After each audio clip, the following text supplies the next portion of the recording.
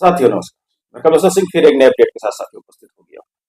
साथियों, आज का अपडेट जो हम आपको बताने जा रहे हैं, दरअसल आप जानते हैं कि हमारा काम, कोई भी आदेश निकलता है तो उसको पूरी तरह से हम अपने कर्मचारियों के साथ, हम अपने साथियों के साथ उसको शेयर करना चाहते हैं और उसको पूरी तरह से समझाना चाहते हैं कि आखिर उसमें उनके लिए क्या फायदे हुए हैं, क्या नुकसान हुआ है। इसी तरह का एक आदेश अभी आपके लिए जारी हुआ है। हमारे, चाहे वो पटवार साथी हों, संविदा साथी हों, आशा ऊषा कार्यकर्ता हों, सुपरवाइजर हों और हमारे रोजगार सहायक हों, कई ऐसे कर्मचारियों के लिए मैं आदेश अभी लगा रहा हूं। यहाँ पे आप देख लीजिए कि किन किन का उसमें नाम है, किनको किनको इसका लाभ दिया जाना है। तो साथियों, ये आयुष्मान योजना जो चल रही है, 5 लाख रुपए एक साल में हर आम आदमी को लाभ दिया जा रहा है कि स्वास्थ्य से संबंधित यदि कोई उसको समस्या होती है तो वो किसी भी निजी या सरकारी अस्पताल में 5 लाख के सरकारी खर्चे पर अपना इलाज करा सकता है। लेकिन अभी तक ये लाभ जो है आम जनता के लिए था, और हमारे जो अन्य कर्मचारी हैं जो इस लिस्ट में दिए गए हैं, संविदा कर्मचारी, कोटवार, आशा उषा कार्यकर्ता, आंगनबाड़ी कार्यकर्ता और रोजगार सहायक वगैरह जो हैं इनमें, तो इनको इसका लाभ नहीं दिया जाता था क्योंकि शासन कहीं ना कहीं इनको कर्मचारी मानते। लेकिन हम जो इसकी कमी निकालने जा रहे हैं, आप ये मत सोचिएगा कि कोई आदेश होता है तो मैं उसकी आलोचना करने लगता हूं। दरअसल आलोचना नहीं करता हूं मैं, उसमें आपके अधिकार जो छीने जाते हैं, आप जो सेवाएं दे रहे हैं, उसका लाभ आपको मिलना चाहिए, लेकिन किस तरह से सरकार उस पर कैंची चलाती है, मैं उसकी बात करता हूं हमेशा। तो साथियों, ये आदेश पढ़िए। इस आदेश में 3 अपात्रता की शर्तें दी गई है कि यदि ये 3 चीजें आपके पास हैं तो आप इसके लिए अपात्र। तो उसमें दूसरा और तीसरा नंबर जो आपका है, आप देखिए मैं लगा रहा हूं स्क्रीन पर, तो दूसरा और तीसरा नंबर, तो उसके लिए मैं सहमत कि यदि आपको किसी अन्य योजना से, अन्य तरह से सरकारी सुविधा जो है, स्वास्थ्य सुविधा निःशुल्क उपलब्ध है, तो आपको इस योजना के तहत पात्र नहीं माना जा सकता है, इसका लाभ आपको नहीं मिलेगा। तो बिल्कुल ये जुड़ा मुद्दा जो है तो स्वास्थ्य से जुड़ा हुआ मुद्दा है। जब एक जगह से अपने को लाभ मिल रहा है तो दूसरी जगह जाने का कोई सवाल ही नहीं उठता है। लेकिन जो इसका पहला पॉइंट है उस पर थोड़ा सा गौर करिएगा, और ये वीडियो ही मेरी उसी पहले पॉइंट पर फोकस करती है। इसमें लिखा गया है कि परिवार का यदि कोई सदस्य पिछले 3 सालों से करदाता है, यानी टैक्स पेयर है, तो वो इसके लिए पात्र नहीं होगा।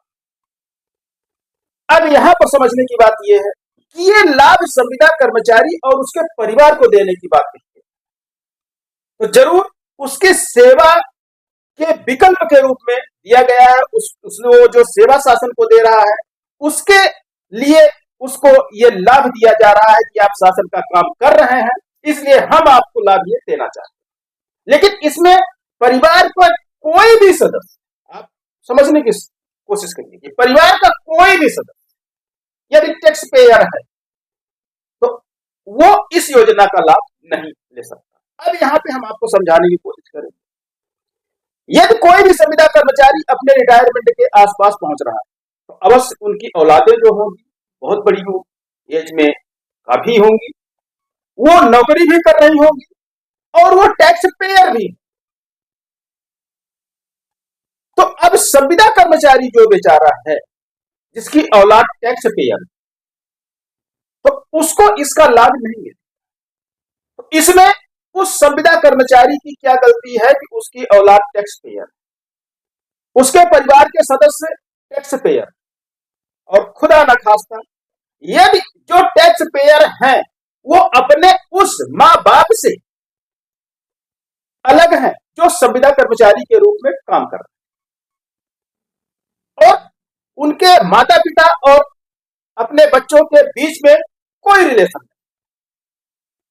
मैं यहां रिलेशन की बात माता पिता और बच्चे की बात नहीं कह रहा हूं, जैसे बंटवारा हो जाता है मैं उसकी बात कह रहा हूं।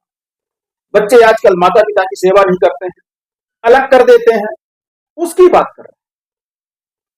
यदि बच्चा टैक्स पेयर है और माता पिता संविदा कर्मचारी, तो उनको लाभ इसका नहीं मिलता। इसमें उन संविदा कर्मचारियों का क्या दोष है?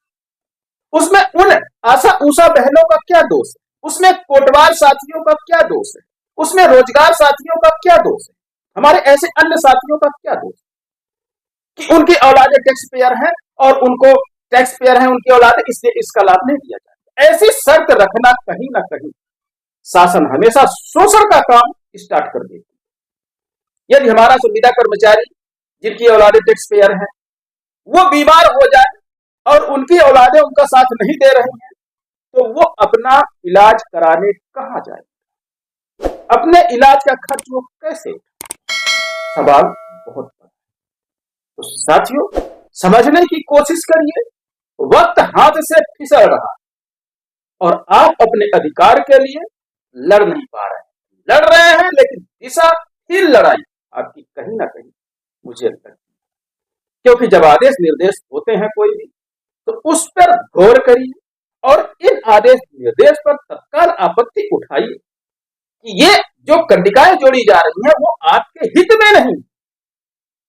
तो फिर हमारे हित की बात इस लेटर में कैसे आ गई? ये आप कह रहे हैं कि हम आपके लिए, आपके हित के लिए बना रहे हैं, जबकि ये हमारे हित की रक्षा नहीं कर रही है बल्कि हमारे अधिकारों को ये छीनने की कोशिश कर रही है। तो साथियों, अलर्ट रहिए, जागरूक रहिए, जागरूक बनिए, तभी आपका अधिकार मिल पाएगा।